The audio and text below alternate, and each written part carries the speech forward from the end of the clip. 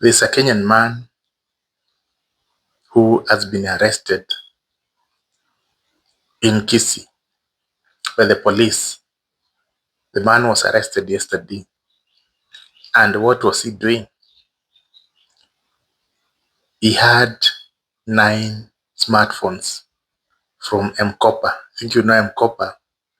It's a company that sells smartphones on loan. So people had taken the smartphones on loan and they are unable to pay. So what they do, they send them or they take them to someone who can remove the tracker, who can tamper with the software, who can tamper with the IMEI, and the smartphones cannot be traced anymore. And those people will stop paying. You know, Mkopa, you pay daily. So that's what they do. So the man who does that work was arrested and he had 9 of them. So the owners cannot be accessed at the moment. So what happens when you are caught with such smartphone? The one who brought the smartphone to you might not face severe penalty. A fine is just 50,000. But when you are tampering with the software, the fine is heavier.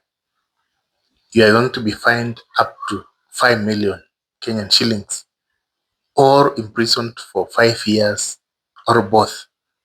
If you get a judge who is strict, they will give you both and you never like the punishment. So that was happening. That is what is happening. He was arrested, and this is a crime which is rampant in Kenya. And as you know, we are in an era where people don't buy smartphones on cash. They buy on loan and pay in installments. So when you pay in installments, they put a tracker such that if you refuse to pay even one day, the smartphone will lock itself. So to avoid that, they will go to someone who can remove that tracker, and which is illegal, and have stated the punishment. So it's rampant, and this one is in connection with something that is happening at the moment, especially in major towns. In Nairobi now, there are people are buying boda strictly to snatch smartphones. So even if they snatch a smartphone that has got a tracker from Mkopa, they will take to those fundis, and those fundis will move the tracker. They will flash the phone, and the system. They will change the software, and the smartphone will start working without those trackers, and you will never access it. Some of the smartphones being stolen, especially in Nairobi, they are taken to Tanzania, Uganda, where they are sold there.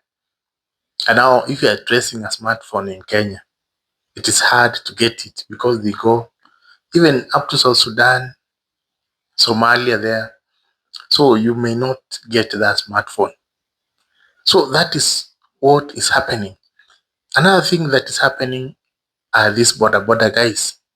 And as I said, this week we have many people with the border. Their work is to snatch smartphones from Kenyans, and it happens on matatu stages. So if you reach in a matatu stage, you are about to board a matatu, make sure your phone is in the pocket. Now, this theft is happening because there are people who are buying these smartphones. In Nairobi, there are many people buying those smartphones. So if the police want to eliminate this vice, they have to deal with those ones who are buying. and it's very dangerous to buy a smartphone. So what they normally do when they snatch a smartphone, they know where to take it. So if it's worth maybe 20,000, they take there, it is sold for even 10,000, 7,000. So the one selling will tamper with the software, IMEI, and everything. Some of them are dismantled and the spare parts are sold. That's why you find their shops with spare parts. And those spare parts are not imported. They are from stolen smartphones. So that's why the cases of theft cases of smartphones have gone high and they're not going to end soon.